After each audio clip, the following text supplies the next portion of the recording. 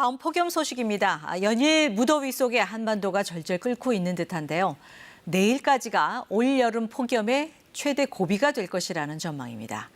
이 더위가 맹위를 떨치는 가운데 온열 질환자도 크게 늘고 있는데요. KBS 재난미디어센터 연결해서 전국의 폭염 상황 살펴보겠습니다. 신방실 기자, 오늘도 폭염의 기세가 강한데요. 지금 어느 지역이 가장 덥습니까? 네, 폭염특보가 보름 넘게 계속되고 있습니다. 실시간 올라오는 기온 자료를 보면 동해안을 제외한 서쪽 지역이 대부분 30도가 넘으면서 붉은색으로 표시가 돼 있고요. 특히 경기도 하남시 덕풍동에서는 36.4도로 최고 기온을 기록하고 있습니다. 현재 기압계를 보면 동해상에 중심을 둔 북태평양 고기압의 가장자리에 우리나라가 자리 잡고 있습니다. 고기압의 가장자리를 따라서 남동풍이 계속 불어오면서 특히 서쪽 지역에 뜨거운 열기가 누적되고 있는데요. 폭염을 누그러뜨릴 최대 변수는 바로 태풍입니다. 위성 영상을 보면 한반도를 사이에 두고 거대한 비구름대, 즉 두 개의 태풍이 북상하고 있습니다.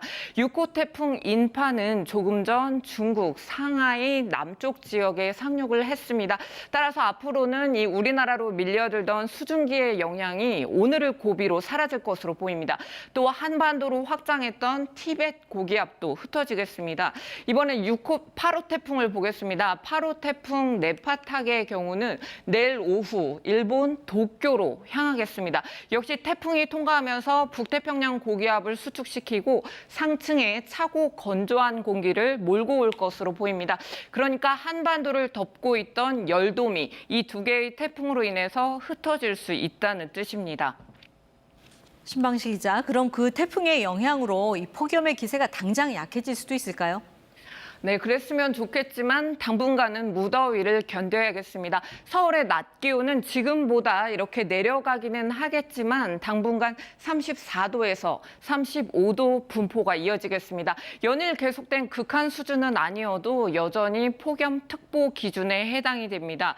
온열 질환자 현황을 봤더니 장마가 소강 상태에 든 지난 11일 이후 급증하고 있습니다. 특히 지난 15일에는 59명으로 가장 많았고요.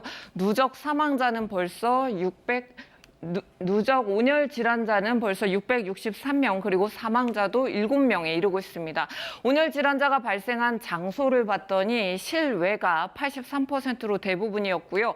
절반가량이 건설 현장 등 작업장에서 집중이 됐습니다. 가장 더운 오후 2시부터 5시 사이 잠시 작업을 멈추시는 게 좋겠습니다.